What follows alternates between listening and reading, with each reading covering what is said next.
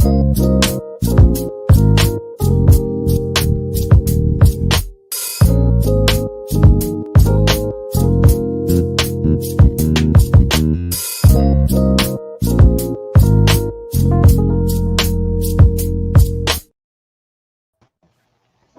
Rob, what's going on? What's going on, Constance Carter? How you feel, sis? Oh, I'm super excited to be in today, gracing your presence. I haven't seen you in a long time. It's been about what, a few days, couple weeks. What's going on? All is well, sis. I am back to a normal life, just trying to, you know, keep the light bills paid, all that good stuff. I hear you. I hear that. Yes, same over here on the West Coast. So I am Constance Carter. For those of you who don't know me, I'm Constance Carter, and this is my boy, Mr. Robert Antoinette. Yes, and we are here to talk to you every Tuesday and every Thursday about Black love and relationship goals. And we always got something that we want to talk to you about. People often inbox us and they DM us and they say, "Hey, you guys should talk about this. You guys should talk about that." And so there was somebody DM'd us the other day and they said, "Hey, I think you should talk about body count." Does anybody know what body count is, Robert? Do you know what body count is? Why don't you break that down, sis? Ooh. Well, I mean, I want to ask the audience, do they know what body count is? But before we even ask that question, we got people that are chiming in. They're from all over the world.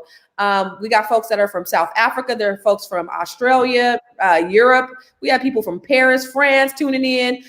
So put your name in the chat, where you're from, where you're hailing from. We want to interact with you because, as you know, every time we log on, it is a dialogue and not a monologue. So we're not only talking to each other. I'm not only just talking to this dude. We're talking to you too. So we want to know who you are. We see Phil Big Ace over there. Where's Phil? Phil's from your neck of the woods, right? Yeah. Phil is from DC. I was just reading that sucker Jason Strickland.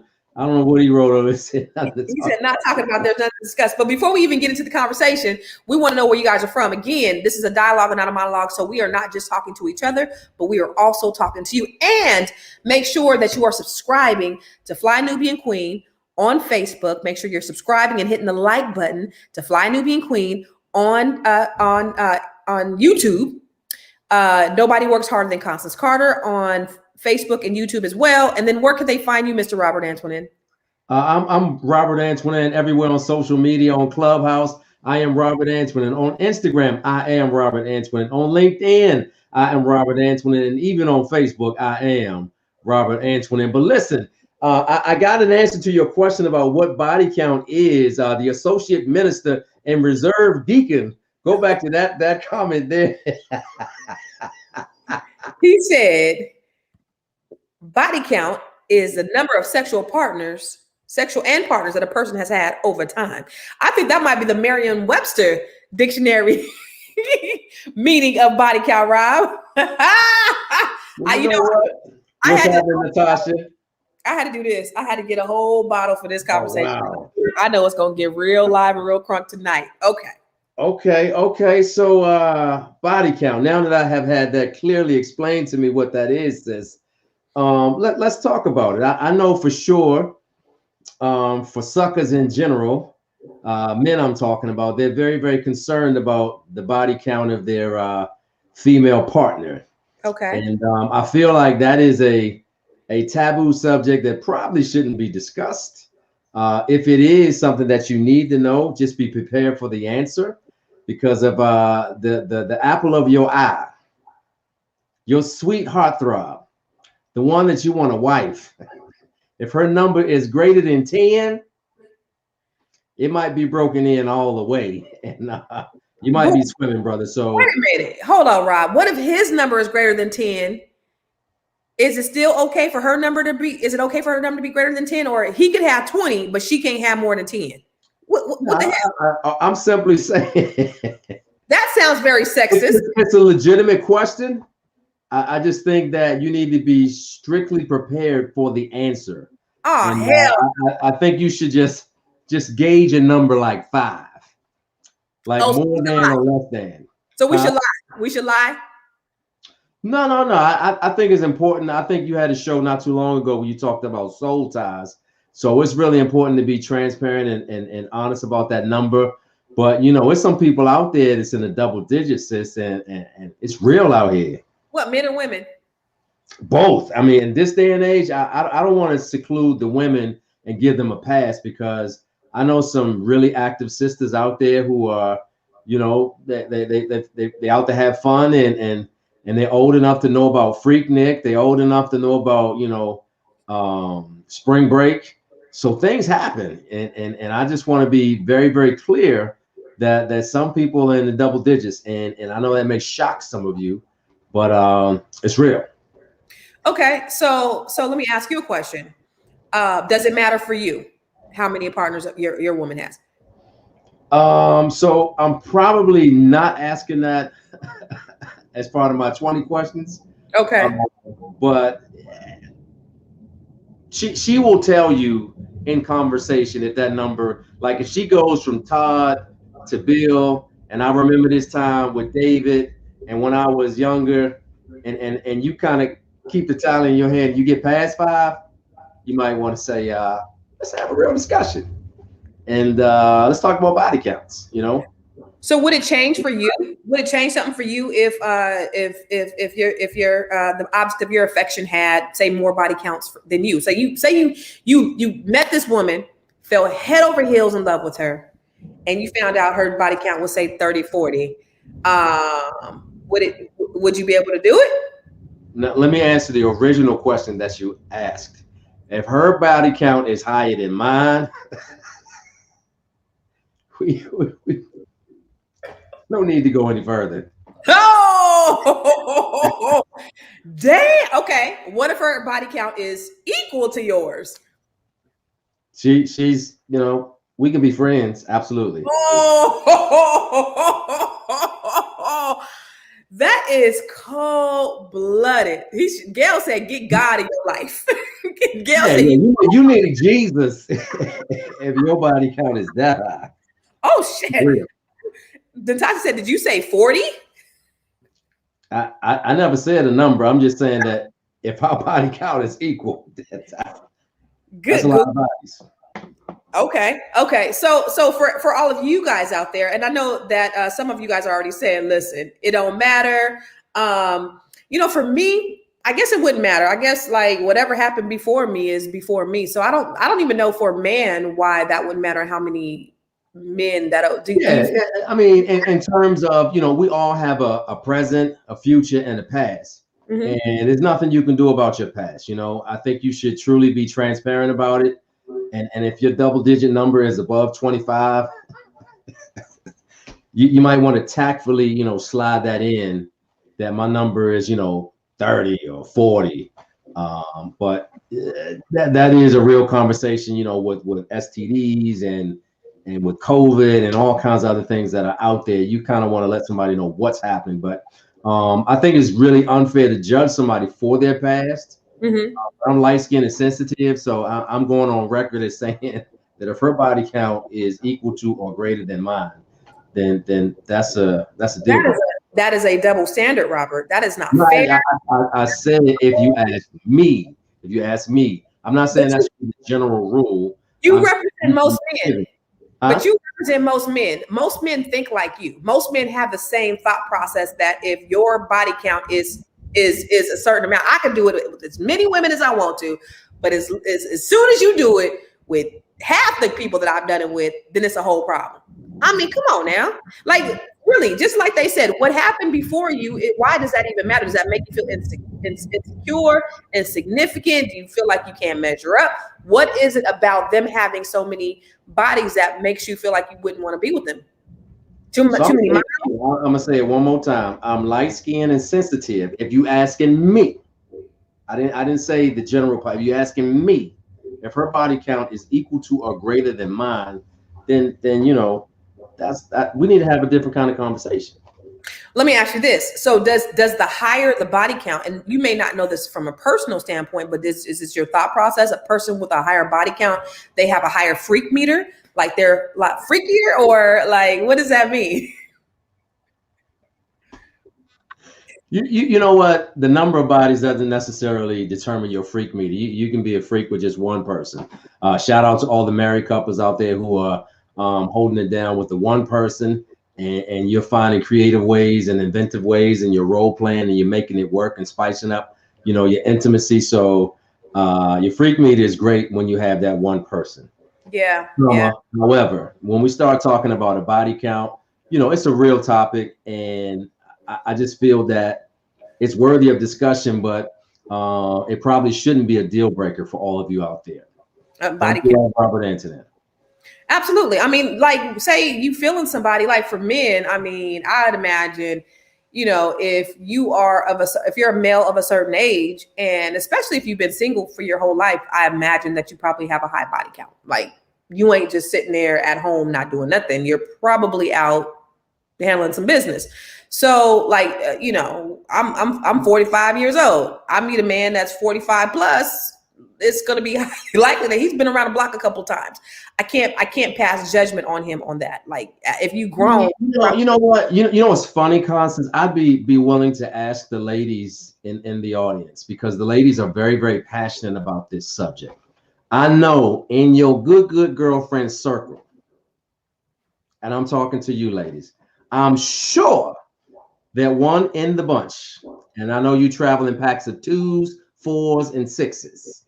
Somebody in that bunch has a body count, unlike, what's my girl name on Sex and the City?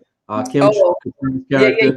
Yeah. Oh my goodness, there's one in every bunch. Yeah. Whether they're outlandish with it or low key, but there's some folks that are absolutely have a high number, and they're female, not male.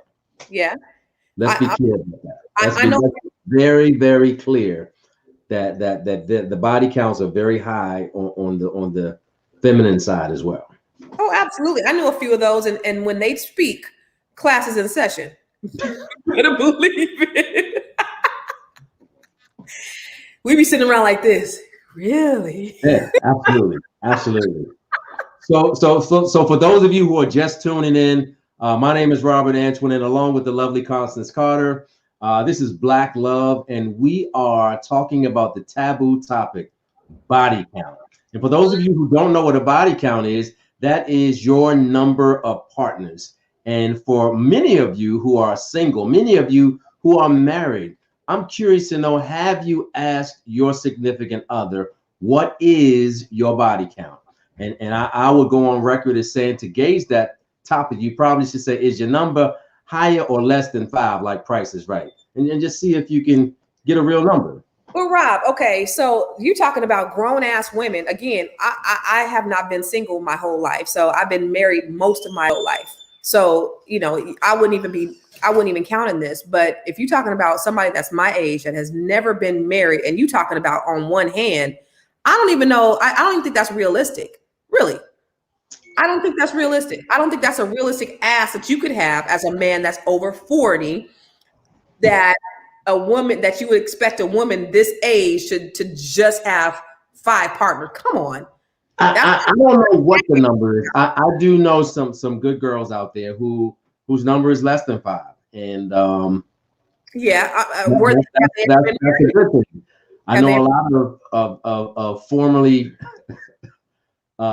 reformed social butterflies, their number is greater than 5, and they're very picky and selective now, but we all have a past, again, like I said, so that number could be high. Okay, I was saying, because 5 is like, when you a grown ass woman, like, come on, they might have 5 last month, like. So I think in this day and age of free sex, just in talking to guy friends of mine, they're like, listen, these women are as bad as men. I have been totally out of the loop. I don't even know kind of what's out there and what that thing is like. But just in talking to single people, I found out that women are just as active as men, which I find it kind of I find it odd, just because from my perspective, because for sex is you get soul ties and you get emotionally tied to a person, and so I don't understand how people. Whoa! Natasha said, go back to Natasha. 5 last month. That's what I said. I know people. You have 5 last month, but you get emotionally tied, and I know men can compartmentalize sex, and have sex without feelings, you know, FWF. What's up, J Mitch? J Mitch said he got a question for you, Rob.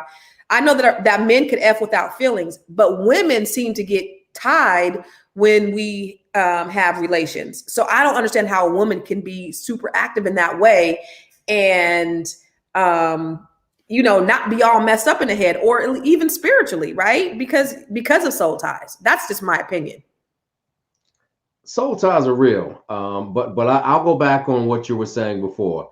It's very clear that there are some young ladies out here who don't have the level of discretion as some of your good girlfriends may have, Constance, and they are very aggressive. They're very matter of fact. You know, this is what it is. This is what I'm looking for. I have this. I need you to provide that. Can you hang?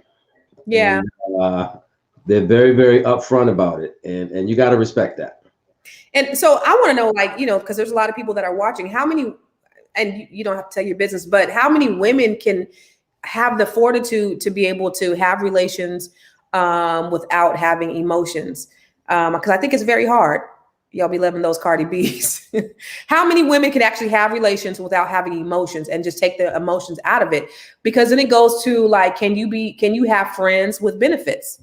You know, can you have people that you're sleeping with on a regular basis and be able to do that without having that attachment or that connection? Boy, so you go from body count to friends with benefits. Yeah. Where do I begin with that topic? Based on my limited knowledge, because, you know, I'm a church guy, you know, praise and in the Lord, saved, hallelujah. In my experience, I think it was a comedian said that after we do it 3 times, you know, we go together, or 2 times, whatever it is. I know that it starts out that way, and that's when it's really cool. That's the honeymoon phase, and you know, it's bound to advance from there. And somebody needs to have the ROE conversation before things get out of hand. But I don't know. Robert, what's the ROE? Because for the people who don't know, Gail said you a church guy with all that body count, Robert. That was before salvation, Gail. I'm just a saint who used to be a sinner that fell down. That's all that is. But nobody trying to tell everybody about somebody who can save anybody. That's it. Yeah, friends with benefits is. I mean, that's a cool situation if everybody discusses, you know, what it is, and they're very clear about how that interaction is going to happen. But you know, eventually somebody, whether it's the man or the woman, typically catches feelings, and they want to advance from friends with benefits to you know, a monogamous kind of relationship. Yeah, I think men and women we're wired very differently. I think men can compartmentalize sex and just be, you know, and I've talked to men, I've talked to my good guy friends who said, look, I said up front, this is what it is. And we'll be doing it and doing it and doing it and doing it and doing it. I've already told her this is what it is. And she agrees up front, Deacon Robert. She agrees up front, but then she messes around and starts catching feelings. And I ain't got no feelings. I ain't caught no feelings. So I'm still at, hey, we just FWF. You know, we just friends with benefits. We effing without feelings. So I think men are built for it. I don't necessarily know that women are really built for the friends with benefits. I disagree, because back in the late 90s, 2000s, maybe that was applicable. But in my travels and listening to conversations, there are some women who particularly want to be friends with benefits, and they will let you know if they want this thing to advance. And the likelihood of that happening is probably a definite nah. And the crazy thing, though, is the women who are built that way, they can get a man like that, because the men love the chase. The men love the hunt. So you get a woman who acts like, well, who's not really interested. A man wants to try to conquer that. So they're going to do everything that they can to conquer that on that end. But on the other end, if you have a woman that like that's feeling them, then they running opposite the other way. they run into that woman. And it's the same thing with women, right? You got a good guy, you got a good man that loves you and all that stuff. Okay. You want that bad dude who ain't giving you the time of day, don't want to deal with you, don't want to call you back. I mean, it's just, we want what we can't have, Yeah. But to your point, I do see, most of the women that I know, most of the women I know, they want to be in relationships. Most of the women I know, they say, hey, I'm not built for this being out here dating. I'm not built for, just being with all these different dudes. I'm not built for kissing a bunch of frogs. I just want to be with one person, which, absolutely. You just want to just kind of just settle with one person and not be, because I mean, that's the realest thing. Be out there just kissing a bunch of frogs and, that just sounds yucky. Well, so what happens is that we have moods, right? And we go in between times when we're feeling a little loose and times when we want solitude. Sometimes we want to be sociable. Sometimes we want to be alone. So, my favorite saying is when the moon and the stars align in a certain way, almost anything can happen. And as long as they kind of check all the boxes for you physically, the conversation is right, and the opportunity presents itself, I mean, some magic can happen for sure. And that I'm talking about a one night stand, but I'm not advocating that at all. I'm just simply saying that having that magic being prolonged is what invites that friends with benefits kind of situation. I call that a situationship. Situationship. That's when a friends with benefit is prolonged. So, but is that a defined relationship, or is that just kind of like you just situationship? And you've said off top, we don't go together, we ain't exclusive. This is just what we do. Like, is that the ROE conversation that's been had? What, as far as situationship? Is there an ROE conversation that's had with what situationship? A rule of engagement? I don't know. I think a rule of engagement takes you out of that situationship status, right? Because you clearly defining what it is. Mm-hmm. When you have that loose kind of, I don't really know whether we go together or, I mean, she spent the night, but I can't reach her right now. I mean, so when you have questions, it's more of a situationship, right? Questions, answers. Yeah. When you got more questions than answers, that's the situationship. Let it be known. So ladies, if you can't reach him, but the D is really good and the social interaction is really good, but you have more questions than answers, you, my friend, are caught in a situationship. Brothers, if you really, really like her and you feeling her, but you send the text and she gives you the smiley face emoji all during the day, but at 7 p.m. during the week, you don't get a smiley face emoji back, you're in a situationship.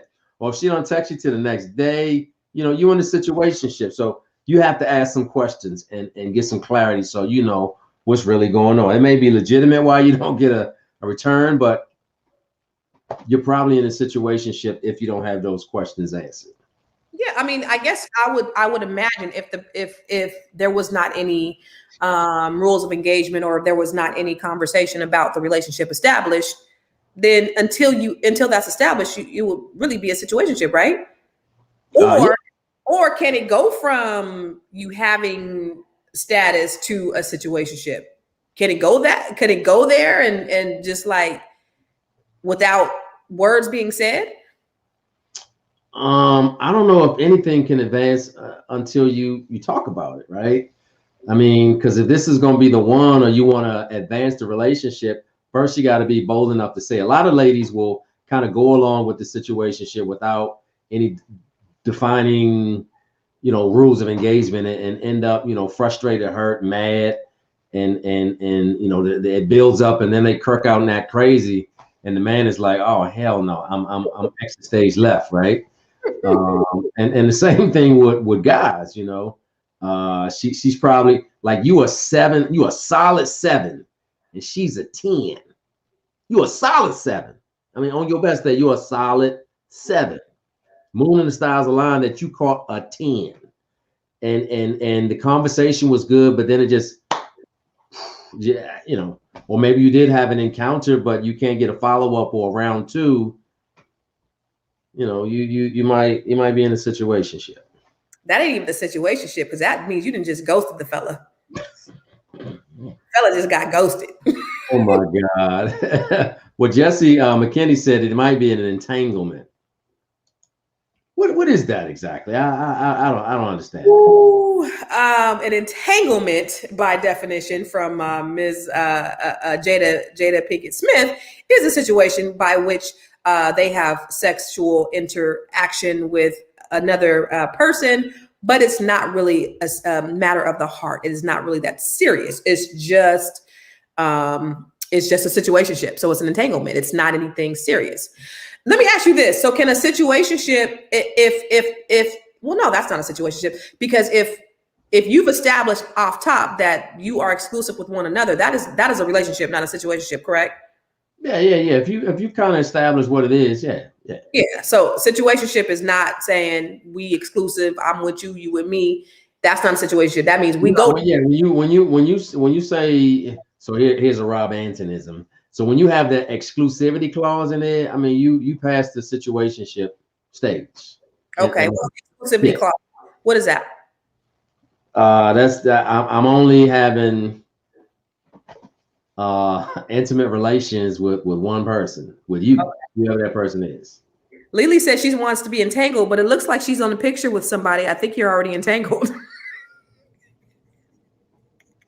Yeah, Lily want to go to Baskin Robbins. She want 32 flavors. Want to test her out some things. What about friends first, right? So what if you get caught up in a situation? Because a lot of this happens. They put the cart before the horse, and they get caught up and they get into an entanglement, a sexual entanglement. They get with somebody, they fall head over heels, and then they learn who they are afterwards. And then it kind of like as you're trying to figure each other out, it gets a little rough and rocky. Like, how do you come back from that? From what? From putting the cart before the horse. So it's having the physical thing first. Oh, you mean you had bomb ass sex, and you saw butterflies, rainbows, and unicorns. So you were seeing through rose-colored glasses, and then week 3, 4, 5, 6, or 7, you meet the real person that you were infatuated with. I mean, like that? Yeah. What's your question? What happens when what? So then how do you come back to that? So is that can that even last? All good sentences end with a period. So it is pretty clear that at some point you don't want to have a run-on sentence in your life. You need to be having some clarity. And if you find out that, it was great, intimacy, but outside of that, all the boxes are still left unchecked, because I mean, sex ain't gonna happen every day, all day. At some point, you're gonna have to talk. At some point, you're gonna have to take this joker out on a social situation. Does he tie his shoes? I mean, can he keep his mouth closed? You know what? I was dating this girl one time, and her bottom lip used to just hang. She would never close her mouth, and I would stare at her, and she would go, "Why do you keep staring at me?" I was like, "You never close your mouth." And the moral of the story is that I quickly determined that this is not somebody that I could ever have any type of relationship with, because chick couldn't keep her mouth closed, and that was a problem. Couldn't keep her mouth closed. Yeah, it was not like sometimes it was like that, but sometimes it was just weird. I couldn't understand. So, ladies, gentlemen, have you ever had somebody that you had a bomb physical relationship with? Like, it was bomb, like rockets and just everything, just explosions, but you cannot be seen out in public with this joker. Sorry, it has a lot to do with body count. Have you ever, let's talk about that in a minute, Lily. Have you ever been with somebody that was the bomb in bed, but you could not take them out in public? How does that work? Rob, have you had somebody that was asking me that question? I'm gonna ask you that first, and then we can get you need to ask the ladies, have they been turned out by Claude and found out that Claude is not you know, he can't put his nouns and verbs together, or he, you know, he got some institutional tendencies, meaning that, you know, that jailhouse just come out just a smidgen at the wrong time. You understand? Because So I know for me, it would be more like here first. So I don't know that I would be able to like be with somebody who was like intellectually unstimulating that I could, you know, not just even deal with on this level, on that mental level. So, but that's what people say. They like, listen, he ain't got to talk. He is trout mouth. he, he ain't even got to talk. He just lay that D down. You know what I mean? That's what some people say. Like, he ain't got to talk. I ain't got to take him some. Or have you ever been with somebody that was so hideous, ugly, that he was good for one thing? I don't even know personally. How do you even get? My cousin got a claw. I don't even know how you can get into the bedroom if they're not physically attractive. Have you ever dated a grizzly bear?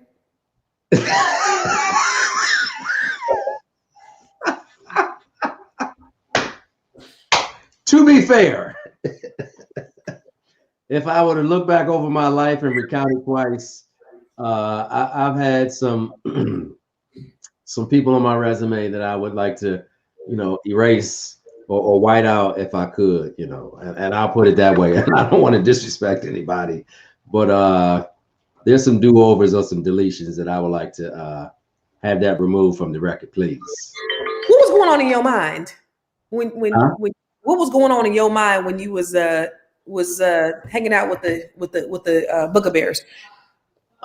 We can get to that, Big Phil, because that's a great topic. So at that time in my life, I enjoyed. I was a happy hour kind of dude.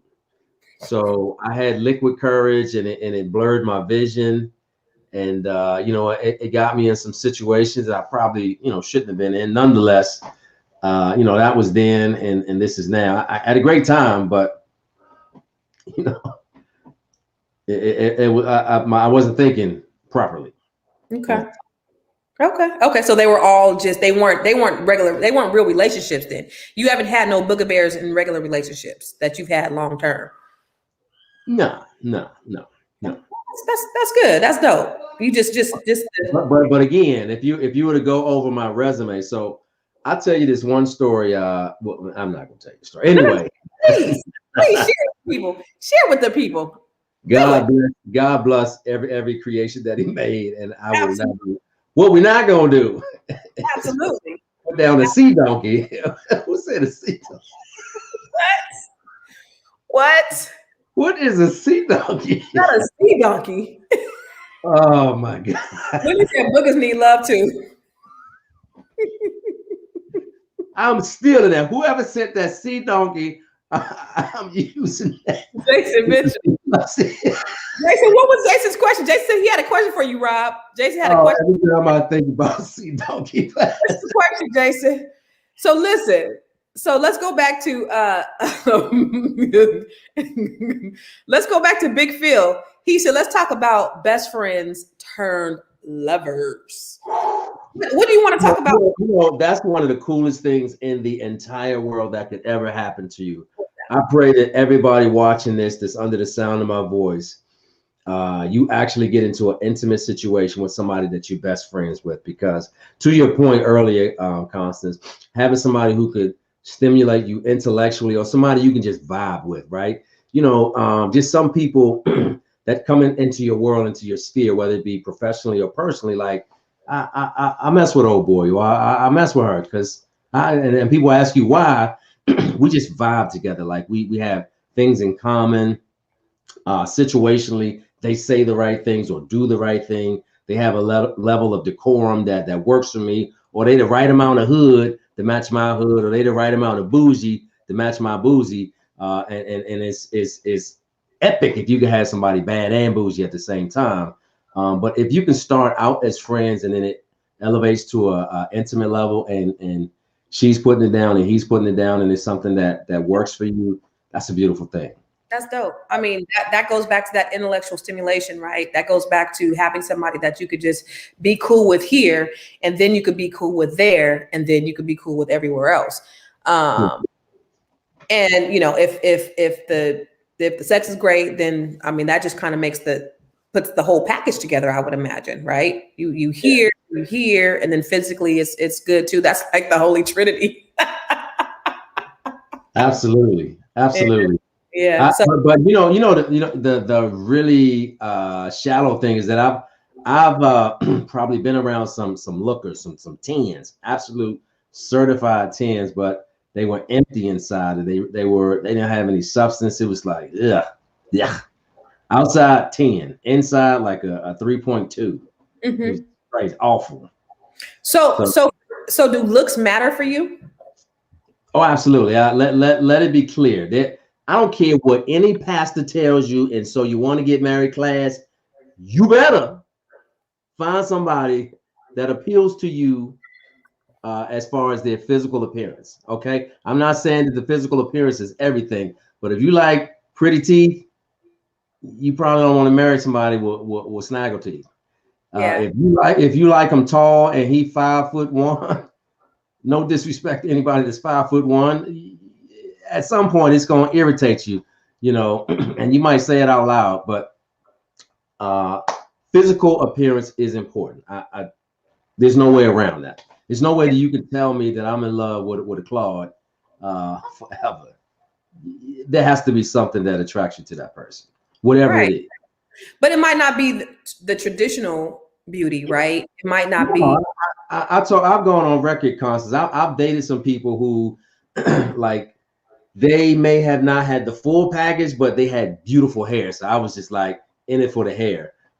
She may not have had the full package, but she had beautiful teeth. She may not have had the full package, but she had a banging body. She may not have had the full package, but there was something. Her personality was just everything, and for that, I was able to overlook all the other flaws that may have been there. But let it be clear, we had one of our guests who said something. I think it was Iana Crawley, season 1 Sunday Best Winner on another show, Conversation Starters Live. She said that I am beautifully flawed, and I've never forgotten that. And we're all beautifully flawed in some way. There's something beautiful about us, and they're based on somebody else's perception. They might find a flaw in us. Like for me, I'm beautiful, but to some people, they can't get past the light skin, so it just don't work for them, right? Yeah, right. And like, you beautiful, Constance, but somebody be like, what's that thing right? What is it? What's that thing right there? What is that? That might not work for somebody, right? It doesn't. I just learned that on TikTok. I did a TikTok, I got like 80,000 views, and people stopped listening to what I was saying. They was like, "What's that on your face? What's that black thing? Look at that mole." They was going in on me. Honestly, they was just like, "Well, Constance, they stupid. Don't worry about it. They stupid." Yeah, I thought it was funny, but to your point, I think that for some, looks definitely are important. You have to be physically attracted to somebody in order for you to be able to stay. You have to be physically attracted to them. If you're not physically attracted to them, then it'll be hard to kind of maintain that. So there has to be something there, and it might not be in the traditional sense that everybody else thinks, but just like you said, there's something there that turns you on, and whatever that is, then you hold on to that. But because just like somebody said, beauty fades, but dumb is forever. So after that beauty fades, can you still maintain the emotional intelligence? Can you still maintain the conversation? Do you have anything in common beyond that? Is this person kind to you? Does he or she love you? Do they support what you do? Do they want the best for you? Are they looking out for your best interest? All of those things. And I think those things are really important in a relationship. A lot of times we get so caught up in the physicality. People get caught up in the sex, and they tend to see things with what do they call those fuzzy, those Rosalind colored glasses, and they overlook a lot of things because the sex is good. Remember, they said red flags be feeling like six flags when you feeling somebody.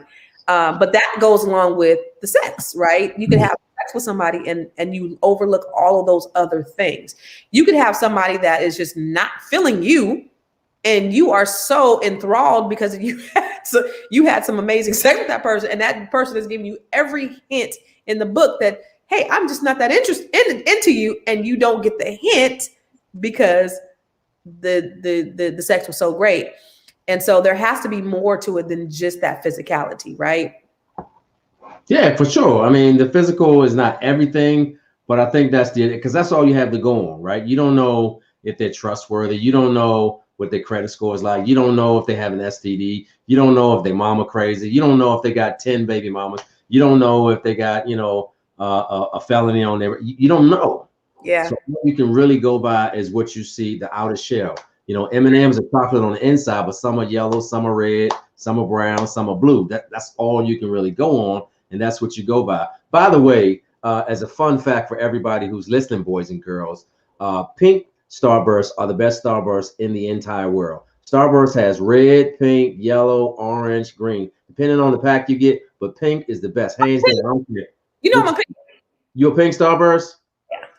Oh, absolutely. Then you're a regular person. I think you're pretty cool. Anyway, but I know you like pink Starburst. Stamp that. You're officially. No, I am a pink Starburst. Not that I like pink Starburst. I am a pink Starburst. So go ahead. Well, listen, let's reset the room for everybody who just joined in and is tuned in to see this semi-handsome guy and this lovely lady. We are talking about body counts. And for those of you who don't know what a body count is, your sexual partner, yes, your sexual partner may have more than 5.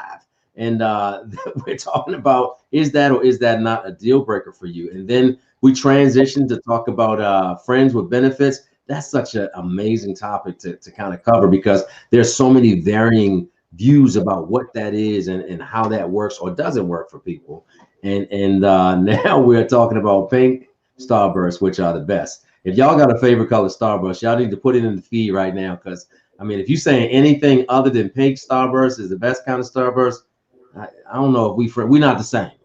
That's all. And I just said I am a pink Starburst, so yeah. The best in the bunch, right? Cream of the crop. Thank you, Miss McKinney. I approve this message. Best of the best. But to your point, and go back, make sure that you guys like this video. Make sure you are subscribing to our channel. Make sure you're hitting the heart, and the thumbs up button, because we want other people to see and be a part of the conversation as well. So make sure you're hitting the thumbs up button. All right. So back to your point, Robert. Let's go back to body count, because again, in this day and time, in grown-ass womandom, in grown-ass mandom, I don't really think that you can really grown-ass womandom. I love that. And grown-ass mandom. I don't think that you could really judge somebody based upon their body count. And if I were a person, now I could tell you, I could be really honest. My body count is cool. You ain't got whoever, they ain't got to worry about me at all on any day. I'm good. I'm Gucci. However, I'm not telling. Nope. So I'm not saying anything else. So anyway, in any case, Mr. Antoinette. Some people want to know. Nobody want to know my body count. Just know it's low. Just know it's real low. However, if I was one of those people with high body counts, I would lie. If it really mattered to the man, if you're tripping off of me having 10 or 15 or 20, I had two. I've only been with in my baby daddies in my life. In my experience, women's body count, the number that they give you, you usually want to divide it by 2 and add 1. So if they tell you they tell you it's 10, then it's really 6. No, you multiply it by 2 and add 1. I'm sorry. Multiply by 2 plus 1. Yeah, there you go. So they tell you 3. Do the math in your head. Just look her dead in her eye. I don't want to really say. Let me think about it. No, well, okay. I'm gonna tell you my number. I've been with since high school, for real, 3 guys. When she says 3, brothers, look at my face. nod your head, and quickly in your inner thought, your inner man, take that 3, times it by 2. That's 6, and add 1. Right. So when she had to look this way, and when they look to the left, that's a lie. Okay? I learned that. That's a lie. So when they look left and they say from high school, they probably was doing it since junior high, but they ain't counting that. So whatever the number is, times it by 2 and add 1. That's the real number. That's game. Facts. You are a GD lie. You are a goddamn lie. That is I'm here to tell you right now. Not true. That is you saying that, Constance, right now, you saying your number is less than 5? Mm-hmm. Yep. So I count 3, 6, and 1. Oh, okay. 7. Yeah. So to your point, right? So to your point, for you, if you met someone like me and I told you that I had a low body count, would you believe me? So until you give me a reason not to believe you, I would trust your number. But in the back of my head, facts. Whatever number you give me, I'm going to take that number, times it by 2, add 1. And through the course of our conversation, because you committed to a number, I'm going to subliminally ask you questions to kind of lead you down the road without you even knowing, see if we can add on to that 3, right? Mm-hmm. Women have a tendency to say stuff like, if he just put the head in, that don't count. If she didn't orgasm, that didn't count.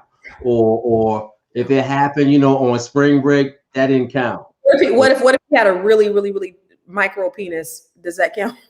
Hey. Well, what if she had a hello?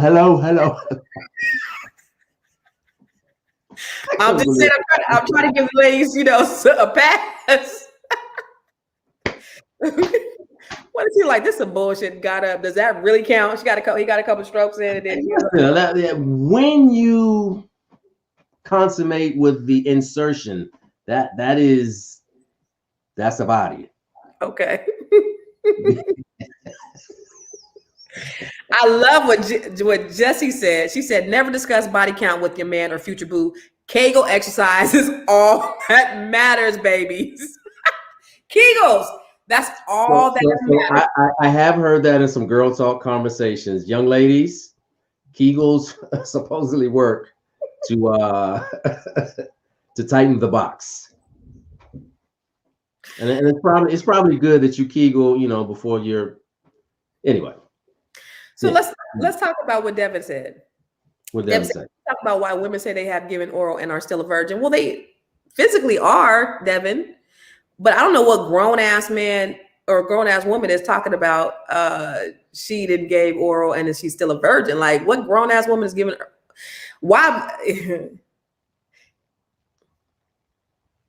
I'm gonna give you, and I ain't gonna get nothing back. Like, I don't get that. Reciprocity. I'm just saying, like, what is the purpose of doing that if you're not going to get anything back? I don't understand. I got nothing. You know what I mean? Like, so I got nothing. I just said that this is Devin brought this up. Like, let's talk about. Hey, we should bring Devin on. I mean, I don't know what to say. I mean, I'm with you, Lily. Sex is so overrated. Okay, that's what it is.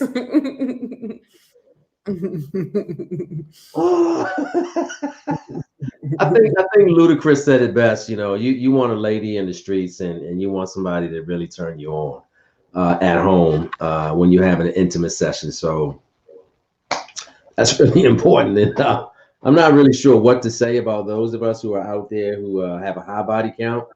You can't change your history, but as one of our viewers said, ladies, Kegel. And see how that works. I mean, we should have a follow-up show. Does Kegeling really work? I think it does. That's what I heard. Actually, I remember the young lady we had on. They said you can get surgery to. Oh yeah, she did say that. I remember one of my friends. She was with this guy for the first time. She had a couple of kids, and she was. Why are you laughing? I'm sorry. Go ahead. What? Did somebody say something? What happened? Nothing. I'm just saying. You said a couple of kids. Oh, they had a couple of kids. She had a couple of kids, and the guy was like, "Are you sure you had a couple of kids?" And she was like, "Yeah, why?" And he was like, "Wow." And she was like, "So to your point, and we're talking, and let's segue to size, right? What I learned over the past year, which I did not know, Robert, was that not only do men have different sizes, but women have different sizes. They're born with different sizes. Did you know that? All women aren't created equal. I can confirm that is probably true. But it's not because of their experience. It's just their body shape, right? Yeah, body shape has a lot. I mean, some sisters are big boned and some sisters are really they built with a thin frame, and yeah, so that has something to do with it as well, I'm sure. So some women their canal is larger because of the way they're built, and they're just naturally larger. And then some women their canals are naturally smaller because of the way they're shaped, right? Just like men have, different sizes. Women have different sizes as well. That is a trip. Had no idea. Because even like Kegels won't work with women who have like the larger canals, right? I'm asking a question. I'm just reading the comments and I got distracted. So what is your question again? I said Kegels don't really work for women who have a larger canal.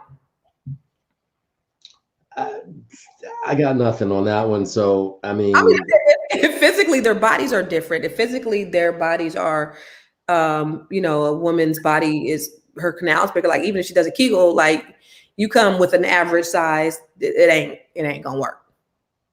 Correct? Yeah. Anatomically, that sounds to be correct. Okay. Yes. Okay. I mean, I was wondering. This is something that came up in conversation that I learned. I had no idea.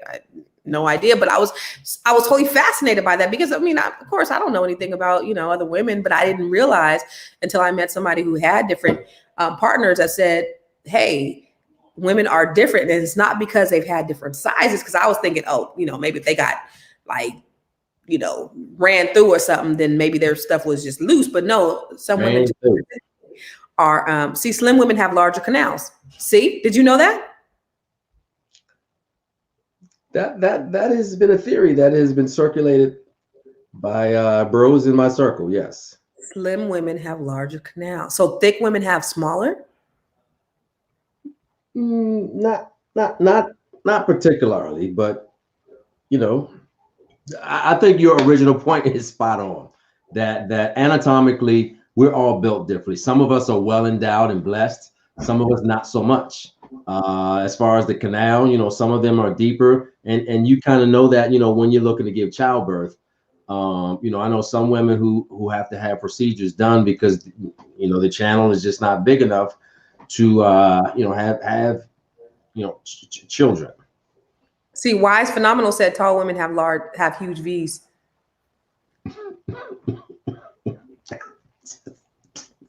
I got a whole different perspective. I know a lot of tall women. Damn. Well, listen.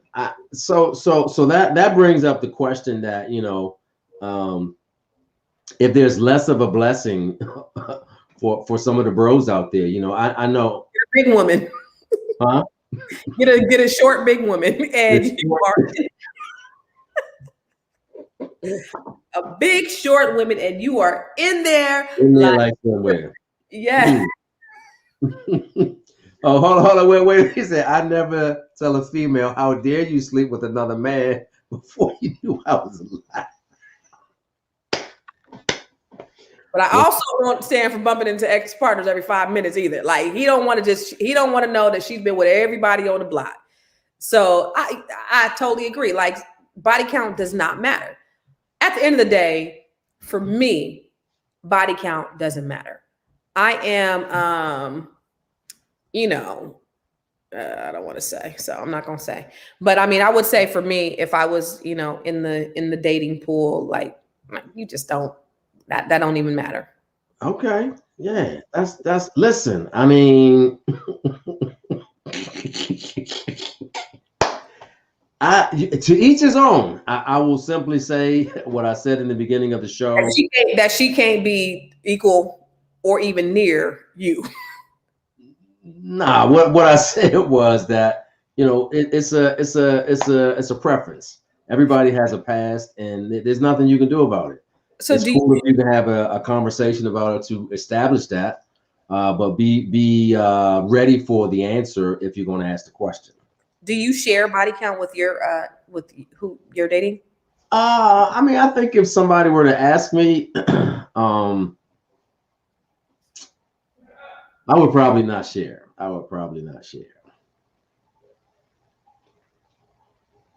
Or mothers. I just wouldn't do that. Why?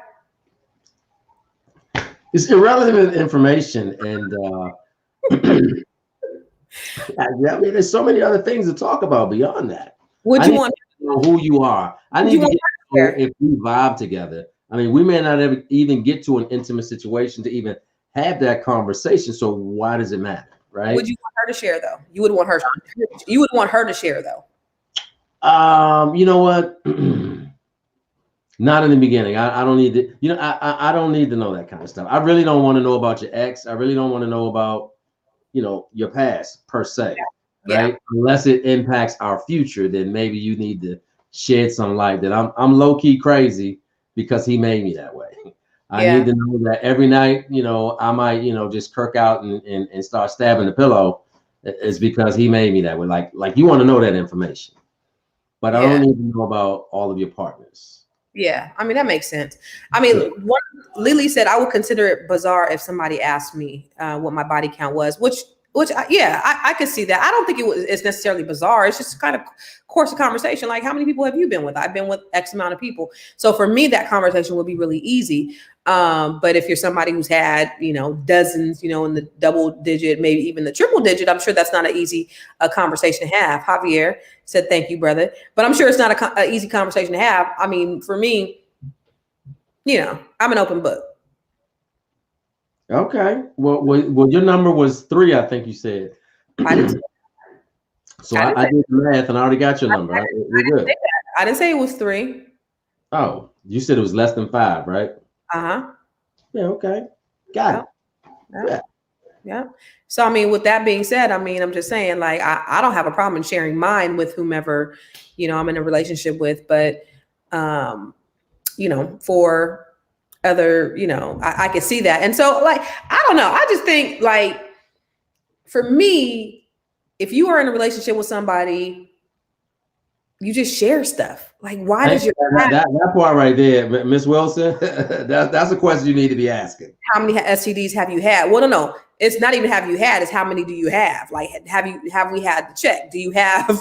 Can we see your test results? That's the question that we should be having.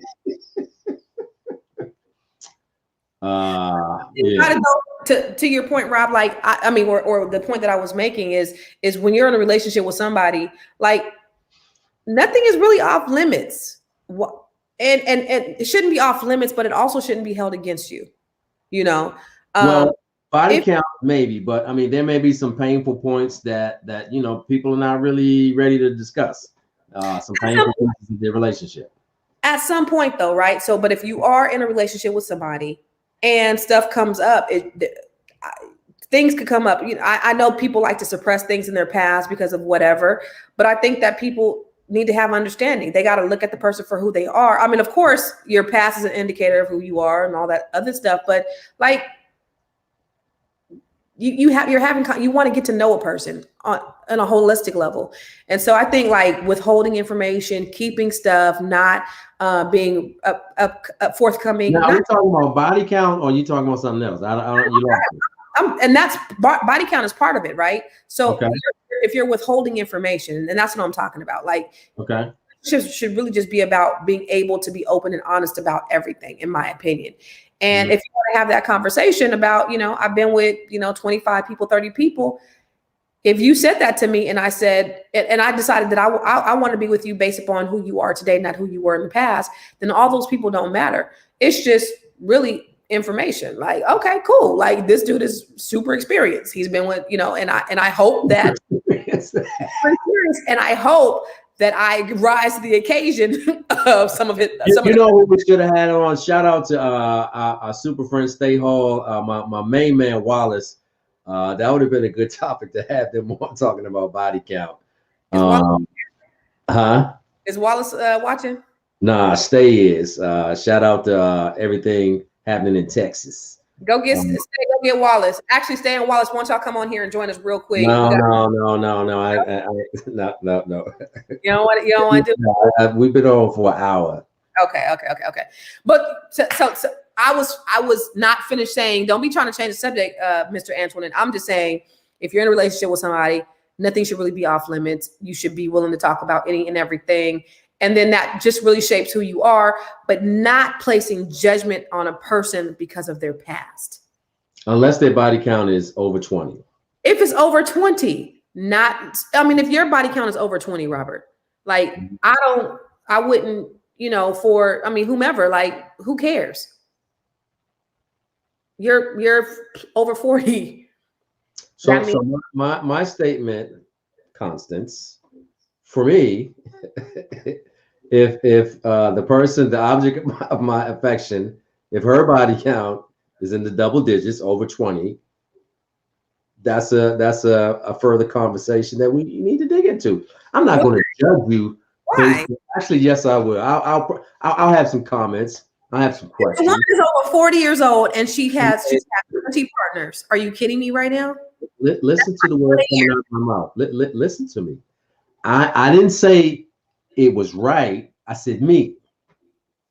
I said that a bunch of times. If her body count is over 20, I got questions. And we need to have a further dialogue where, the interview process needs to continue. We need to have another round of questions and get some clarification. That's all. She's never. We need to. I'll probably ask her, do you Kegel regularly? It's a valid question, right? She's never been married. Okay. She's been in a couple of long-term relationships, but for the most part, she just has not. She hasn't been. So, and you expect her to only have 5 partners? I mean, come on. That doesn't even make sense. I can't judge what everybody else does. Just me. Like, I would expect that from a man, though. Like, if I was dating a man, say he was 50, right? I'm dating a man that's 50. He's never been married. He's been in a couple of long-term relationships. Do I really think he's only been with 5 people? No. I think, okay, he's probably been active since he was 15 years old. So that means he has 35 years of experience. In that 35 years, yeah, he's probably done some one-night stands. He's probably done some casual dating. He's probably, had some folks where he just looked in his Rolodex and said, hey, I want a good time and whatever. And that probably over the course of 35 years has equaled well over 20, 30 people. I mean, it is what it is. So I'm not going to judge him for those times when he was in his 20s. When he was in his 20s, he was wilding out. Or what about that chick who was in college, who was just experimenting, trying to get to, know herself and trying to figure things out. She probably ran through about 5 to 7 in college. There you go right there. There's your 5 to 7.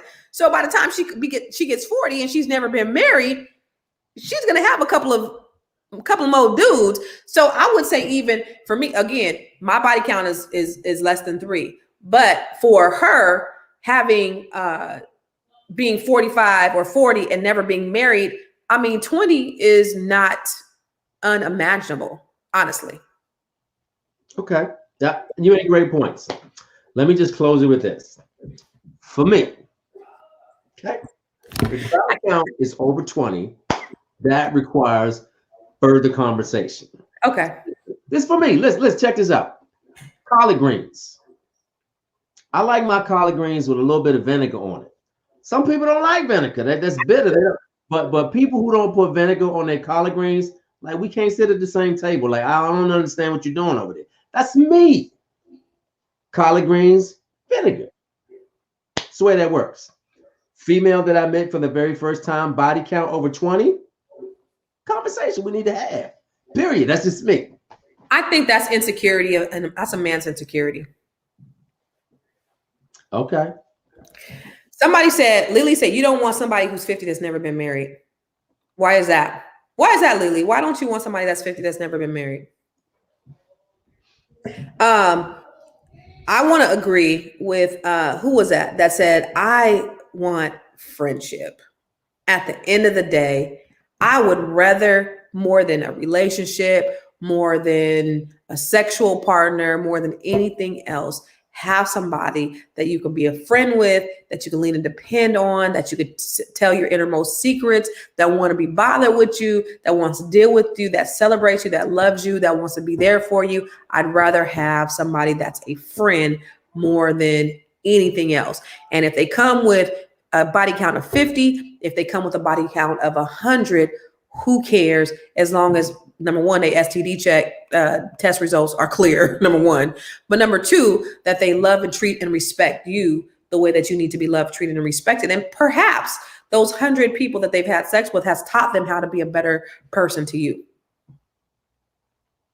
Okay, well, if y'all want to follow the Constance Carter rule of having situationships with people who got body counts over 20, then you go on to do your thing. I mean, I can't stop you. I'm just giving you my opinion, and you can do whatever you decide.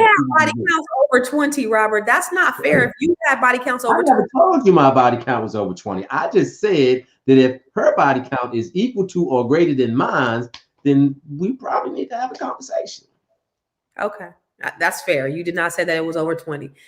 I'm just making the assumption. Natasha needs to stop laughing. I mean, these laughing all night. These are not funny.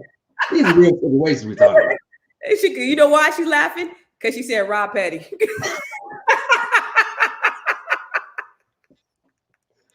Listen, these thoughts are my thoughts. These opinions are my opinions. I gotta tell you, Rob. You're just extremely sexist. I'm not. I absolutely not. I promise you. A woman cannot have the same body count as you. That is extremely sexist. It really is. Like did I not tell you that I like pink Starburst? Did I not tell you I like vinegar on my collard greens? These are my preferences. These are not things that y'all got to go by. I'm just telling you, y'all going on and sleep with your men and women that had 20 bodies. Just do that if that's what you want to do. See, Negroes like this. Negroes like this. They want to have 100 bodies, but they want to be with a virgin. Like, that is not even realistic. They want to have 100 bodies, but they don't want you to have been with nobody. I tell you what. Listen, y'all take your whole asses on out there and do what y'all been doing, okay? If 20 is a good number for you, if that's a starting point for you, be my guest. Come on. You only get one life. Why? In the words of Drake and the Youngest, YOLO, you only live once. So if you want to go and try to see if you can hit 50, listen, here's the thing. You find somebody with a low body count, because most of the women that you're going to come in contact with at this age, unless you get somebody really young, are going to have a high body count, and they're going to lie about it to you. So if you find somebody that actually has a low body count, you better get them. You better hold on to them, because you ain't going to get that opportunity. That opportunity is not going to come very often, Mr. Antonin. I'm gonna tell you that right now. Well, so let me put it another way. If you want to get my attention and we're talking and your body count is over 20 and I happen to ask you this question, which I probably won't, but if I do, you need to lie to me, because if your body count is 20, I'm going to ask some further deeper questions. Because more than likely, the woman over 40 is going to have more than 20. Okay, that's fine. That's fine, because I know some women over 40 who don't have that number. Mm-hmm. I do too. I mean, that's just me. I just believe. I just believe mm-hmm. that she's around somewhere. Okay.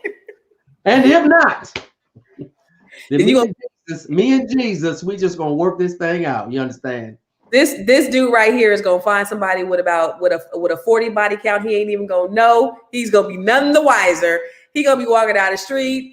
She gonna be seeing everybody she done been with. He gonna be none the wiser, because his expectations So here's the thing. Let's just say for pretend. Okay. She checks all the boxes, Constance. She checks all the boxes, Constance. And let's say for pretend, she says 26. And my eyes go, okay. So when my voice go high, that means you done hit a nerve and some calculations are going on in my head. Because remember, 20 times 2 is 40 plus 1. So that's 41, because that's the math that I'm doing in my head. So it's not about her saying 20, it's times 2 plus 1. If that don't get your attention and make your eyes go, okay, you really need to have some prayer done over your life. Remember, brothers, it's times 2 plus 1. So I'm not tripping off the 20. I just did the math, and therefore I came to that conclusion. But if that's what you like and that's what you want to do. So when she said that times 20 plus 20 times, when she said 20 plus 1, you said,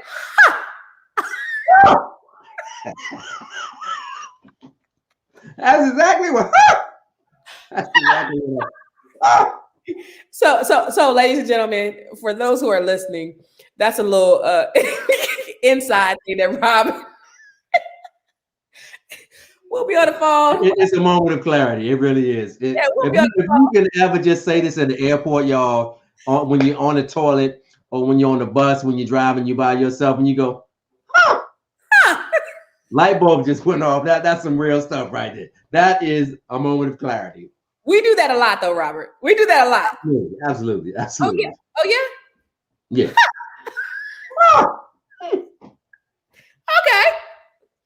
Okay. Yeah. See how your voice went high? Yeah. Okay. Some real stuff is going on right there. Some real processing is happening at this moment. Yeah. So if you're on the phone and somebody goes, okay, just know there's some things going on there. Yeah, we've had a few of those. We've had a few of those moments. Yes. Yeah, sure. So what did we learn today, boys and girls? We learned that body count matters. And for those of you out there who are sipping on the Kool-Aid, whatever number she tells you, gentlemen, times it, multiply by 2 plus 1, okay? This is for free, all right? If you don't want to believe me and you take your chances and you fall in, just remember, Rob told you, you're probably going to be in it stronger talking about, What else did we learn today, boys and girls? We also learned that being friends with the person that you're intimate with is the sexiest thing ever, and it is beautiful. Yeah, it's magical if you could ever get to that equilibrium, because great sex and not having that companionship and or relationship outside of an intimate setting, that can be toxic at some point. And what was the last thing we learned? Friends with benefits, or FWF. Oh, FWF. Yeah, that has an expiration point. And yeah, here's another fun fact, brothers. If she starts off and you have intimate sessions and she's cool, she drinks beer with you, she watches the game with you, she talks shop talk. Matter of fact, usually this happens when you got your at work wife. Your at work wife is cool. She'll talk to you about the things that the guys talk about. The at work wife will allow you to drink. She might allow you to smoke. Whatever it is that you do, she will allow you to do that. And situationships will happen, and you will have an intimate session. Just know, brothers, there is an expiration date on that situation, okay? You don't believe me? You go on and have your little work wife. And you telling all the fellas that she cool. Matter of fact, she won't even, call you after 10. She is compliant. There's that word I love, compliant. But that compliance will come to an end one day. I say you got about between 5 and 7 sessions before your expiration is near. So really, five to 7 sessions, just 5 to 7 sessions. It can't go on like 2-3 years. FWF. Well, the truth be told, somebody has caught feelings. I mean, it might be a arranged thing, but somewhere, somehow, it's just gonna get ugly. And more than likely, it's gonna be the woman, because women, and you're saying that women who can FWF all day long, no problem. It's it's nothing. But I know how women, our emotions, we're just wired a little bit differently. Standard. He is so right. We're wired differently. Women, that intimacy, we won't love to go with that intimacy. Hold on, put Wise Phenomenal back up again. He said they last entire careers. Detail, my brother. Explain to me how that works. I promise you, there's an expiration date on a work wife. Come on, Rob. Why would you say that though? I mean, they can last the entire time that you're at that job. I mean, because I've heard stories. I think you and I've shared stories about yeah. Yeah, those situations just don't work out. I promise you. But sometimes they do, because I've seen them happen. The work wife become the main wife, and then the main wife has gone on to do something else, and the work wife is now the main wife, and they've been the main wife for the last 10, 15 years, right? Yeah. Facts. Yeah. Lily said, "What's FWF?" Lily, there are things called Google. Just put those letters in Google. Somebody tell Lily what FWF is. If anybody Phenomenal. I thought that when I was younger, but I learned there's an expiration date on that, sir. He said technically all relationships come to an end. Now, okay, let's talk about that real quick. I know we got to go, but that I don't necessarily know that to be true. Do you think all relationships come to an end, Robert? I don't, because I'm gonna tell y'all right now, I'm watching our All American. It's the show that comes on CW, right? And these kids are just a whole mess. And I have learned from them that relationships, sometimes they don't end. They always are perpetually ongoing. Remember the couple that we had on that the young lady talked about, she met her kryptonite? Like in life, not always in life, we have people that like the one person, like this one person might be your kryptonite, that even though you're in a good situation, but then her or him enters the room, like your thoughts are discombobulated, and you're stuttering a little bit, and your eyes are fluttering, you got a butterfly. It's because that's your kryptonite, that one person, even though you have superficially ended that, right? When that person enters the room, how did Jill Scott say? You were never good for me, and I was never good for you. I just know what you should do. Yeah, that person just crossed my mind. That person exists. I can't even listen to that song. I can't even listen to that song. When that song comes on, Really, I love that song. That's one. I love the whole Jill Scott catalog. It used to be one of my joints, but I can't even listen to that. But anyway, to your point though, as far as relationships coming to an expiration, I think that what ends up happening is somebody said, and I thought this was really poignant. They said love is a choice. And it goes back to what we talk about, love being an action word, and talking about, would you rather have trust or love? And I used to, before having this conversation, love was, I felt like love was enough, right? I felt like love is all encompassing of all those things when you look at what the definition of love is, because love is a choice. I just had this conversation with somebody before I got on the broadcast. But if you don't trust somebody, if you don't have trust for them, then it's really hard to maintain that relationship. You could have love for somebody. I could have love for you, but if I don't trust you, if I don't trust that you're going to look out for my best interest, if I don't trust that you're going to protect me, if I don't trust that you're going to, like when the chips fall, you're going to be there to ride for me regardless. I don't care what I do, what we do. If you're not there to ride for me, and then that trust is broken, it's like, how do you get that back? And when that's broken, it's just like, I don't even know how you can continue on a relationship, because I don't know. I mean, of course, obviously you can get trust back, right? Do you think you can get trust back, Rob? For me, I mean, trust, I'll give it to you easily, but when you break it, it's like really hard for me. And this is another one of those Rob Antonin things that, once that trust is broken, it's really hard to get back, because trust is like a place. It's like the wind, like you can't really see it, but it's there and you can feel it. And when it's not there, it's just it's hard to get that thing back. Trust is everything, Mm-hmm.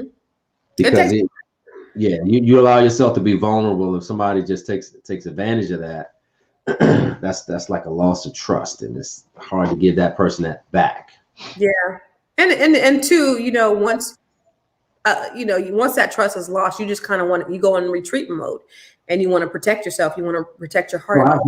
Absolutely. Yeah. You don't want to go through the heartbreak of being mistrusted again, or having somebody break your trust again. That's no bueno. So I definitely know what that's like. And once you cross that threshold, it's really, really hard to get it back. It is what it is. But at the end of the day, and Gail has said it throughout the broadcast, she said it throughout the broadcast, being friends is the most important piece of a relationship. And if you can build that friendship foundation, if you can be friends, then that trumps everything else. Who cares about the sex? Who cares about the body count? Who cares about anything else? If I could be friends with the person that is the object of my affection, man, listen. That means I could be that person. I could talk to them and tell them my innermost secrets. That means I can trust them with my heart and not have to worry about them breaking it. That means that I can be who I am with them, be myself, flaws and all, right? That means that they have my best interest at heart. Yeah. On everything else, that friendship, come on, man. That's it. Yeah, for sure. I totally stamp that message, Constance. I think that friendship is beautiful.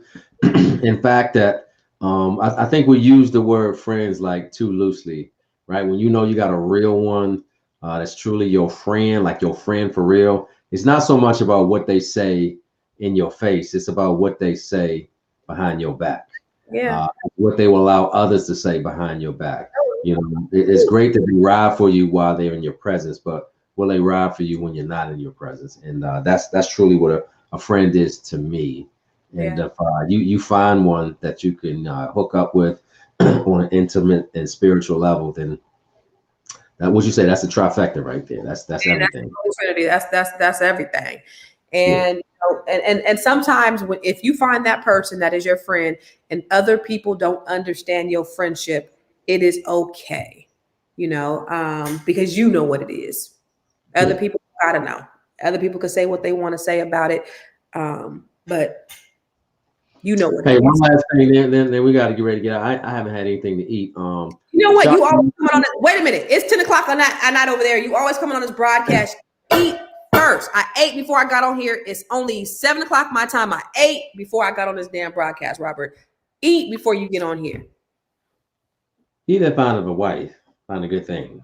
Okay, that's all I'll say about that. Anyway, we should have talked about the friend zone. How do you know if you are stuck in the friend zone? We should probably talk about that on Thursday, because let's talk about it on Thursday. I mean, if you get stuck in the friend zone, it's like in the Catholic religion, that's like purgatory.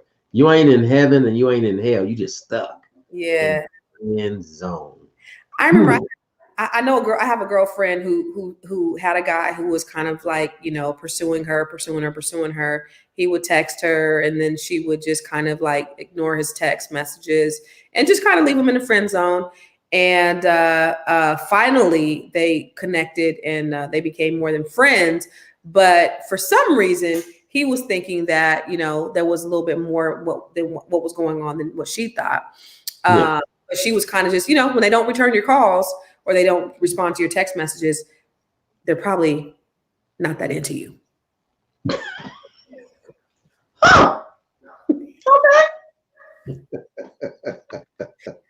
Probably not that into you.